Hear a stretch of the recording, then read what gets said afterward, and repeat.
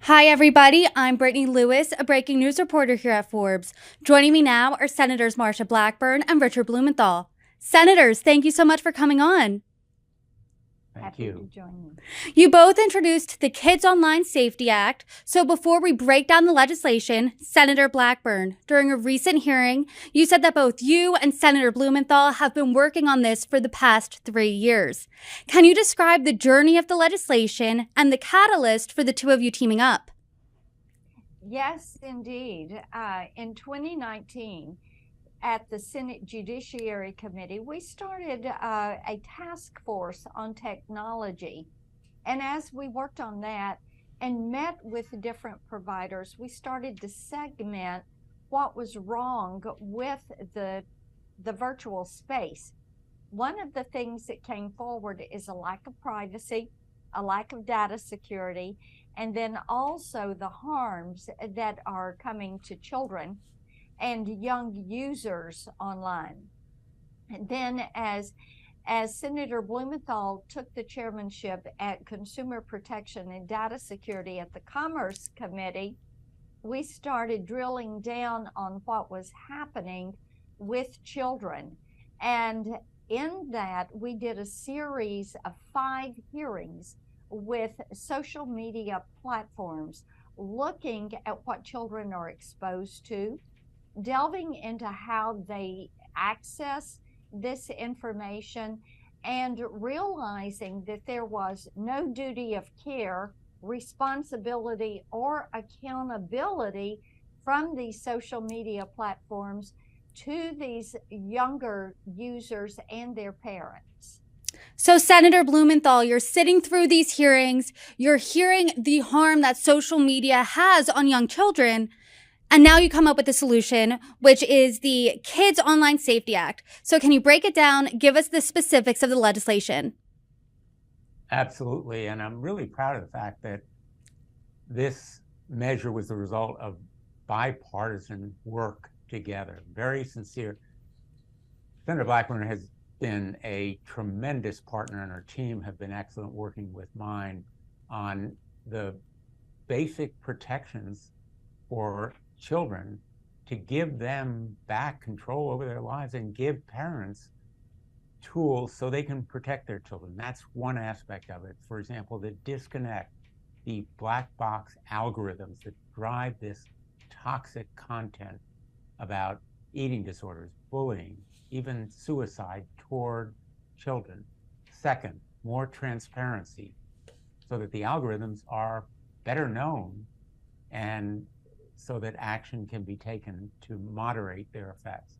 And as Senator Blackburn said so well, a duty of care so that there's some accountability when the social media companies know about the effects of their contact, continue to repetitively drive it at kids so that it's almost addictive to them, and they can be held responsible by parents and others.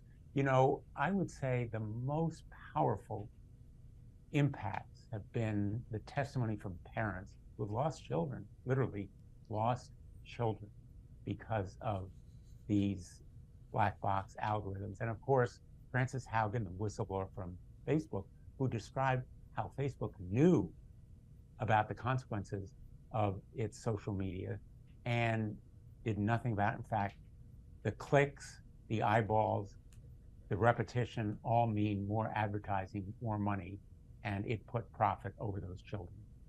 I want to talk specifically about how this legislation would be holding social media accountable. In the legislation, it says that there would be independent audits that the platforms would be going through. So, Senator Blackburn, who would be overseeing these independent audits? There are organizations that can do these independent audits. The thing that is so important about this is what we have learned, and Senator Blumenthal just mentioned this, the social media platforms have known that there was harm that was happening. They have done surveys, they have done research, but what they've chosen to do is to hold that information to themselves and not share it with parents and pediatricians and child psychologists.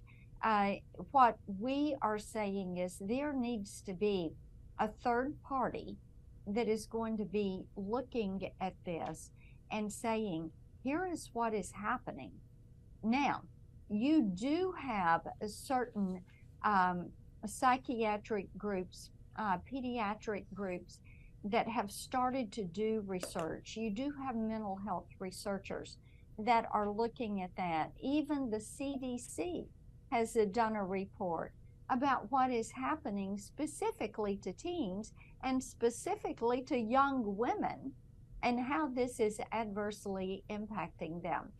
So this is why we believe that these platforms have a responsibility to be held accountable, to have a standard for what they are allowing to go up on their pages and what they're allowing children to see. Obviously, social media platforms are the most important part here of holding them accountable, but parents do come into play too. So, Senator Blumenthal, you mentioned that you would be giving parents tools. What specifically does that look like? It looks like, for example, disconnecting the algorithms so that kids are not bound by what the choices are that the social media companies make. In other words, those choices that make more money for them, but not better lifestyles or quality of life for the children. And what it looks like also is that parents have to exercise more responsibility. And Senator Blackburn, as a parent and a grandmother, I'm not a grandfather, but I am a parent of 4. We really, I think, we're very much affected by what's happening in our own worlds, as well as what we're hearing from constituents, from family members. The pervasive impact of social media really demands more responsibility from parents, as well as from the social media companies. So we're not saying that parents have no role here, but let's be real. Parents often need the help of tools, guardrails, safeguards, which they lack right now. We can't all be social media experts or technologists in the way that normal people have to be if they're going to be solely responsible. We need the help of the companies themselves to give choices and tools and safeguards to those parents that want to exercise it. Yeah, I think it's important to note, and I had a mom sum it up for me really well. She said that she had just assumed that when there were guidance provisions that were in place that said suitable for children 13 and over, children 16 and over, it would be like games that you're buying or virtual games that kids are playing or movies that kids are seeing. But what she realized during the pandemic, that there was not any type of adjustments that were made on the social media platforms. And she said, Marsha, you know, I used to think that when I had my kids home at night and the doors were locked and we were all in, everybody was safe. And during the pandemic, she realized the enemy was inside the house, and it was on that device, it was on that computer screen, and it was, whether it was the bullying and the constant feeding of videos on eating disorders or depression, comparisons, things of that nature, that it was too much for a young child to handle. And because of that, there needs to be a more explicit approach by the social media companies, and there needs to be more guidance to parents as to what kids are confronting. We even, at one of our hearings on Instagram, the Instagram CEO had applauded a girl who was 8 that had an Instagram page, and children that are 8 years old are not supposed to be on Instagram. Sure. And to that point, I mean, I wasn't until college when social media really got big. So this is a semi-new problem. And it's interesting on how to navigate this. And Senator Blackburn, I really want to turn to you. When you were discussing this during a hearing last month, it seemed like you got a little choked up when talking about social media companies profiting while you described kids are paying the ultimate price here. Can you talk about why this legislation specifically means so much to you?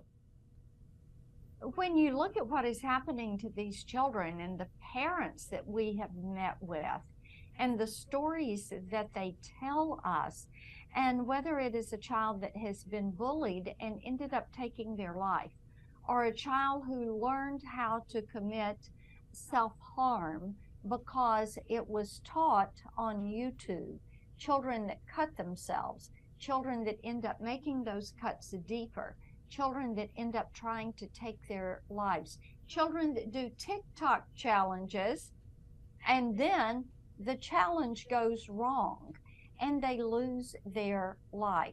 And they are doing this, they're getting into these platforms, their parents are unaware, and there is not a guidance. There's not that firewall, there's not that guidance. And when you think about these kids that are 10, 11, 12, 13 years old. And it is one of the reasons so many people say, why don't we have age limits on this? And why is it that these social media platforms use these algorithms, use artificial intelligence, continue to feed these kids information that sends them further down the rabbit hole, if you will?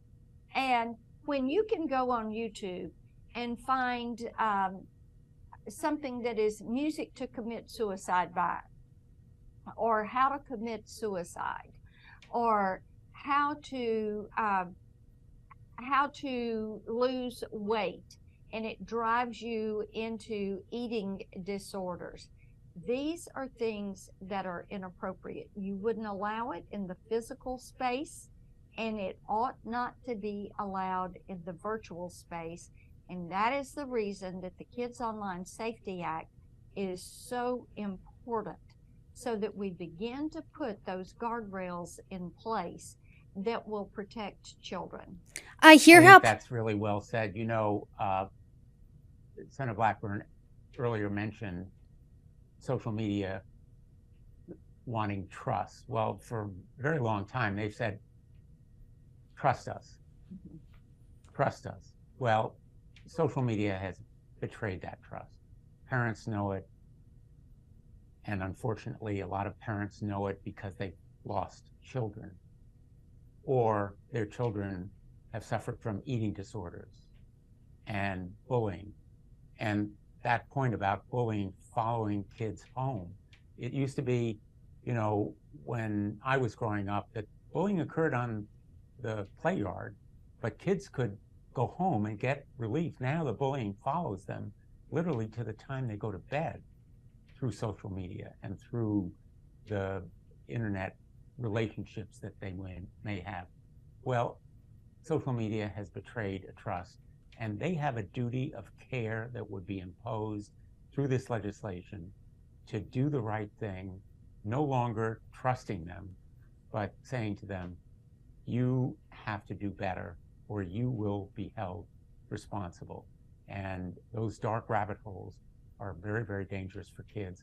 And increasingly what we're finding is the children themselves are aware of it.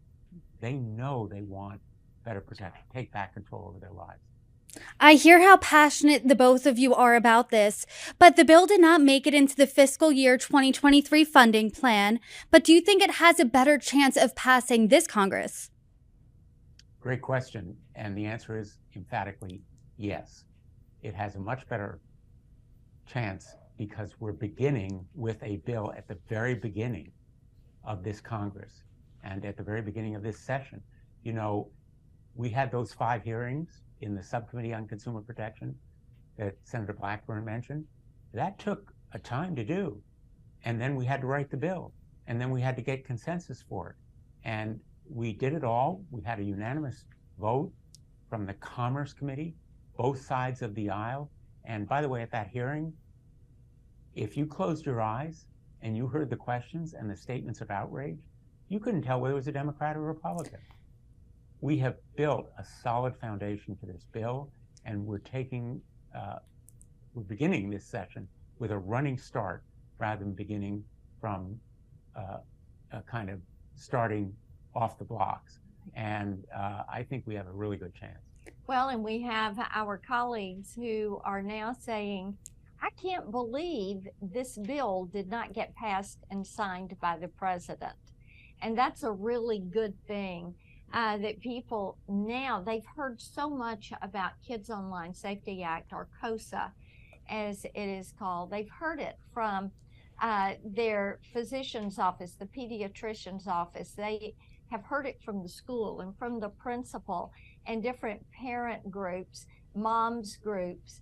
And they're beginning to say, I can't believe Congress didn't pass this. So that's a good sign for us, and we're looking forward to having this go through the Senate and the House with every single individual voting for it. Something that's really not lost on me is that we have a Democrat and a Republican sitting together talking about this, agreeing on this in a highly partisan time. Senator Blumenthal, you said one of the first things that came out of your mouth in this interview was that you really appreciated the bipartisan nature of this act. And Senator Blackburn, you seem to concur.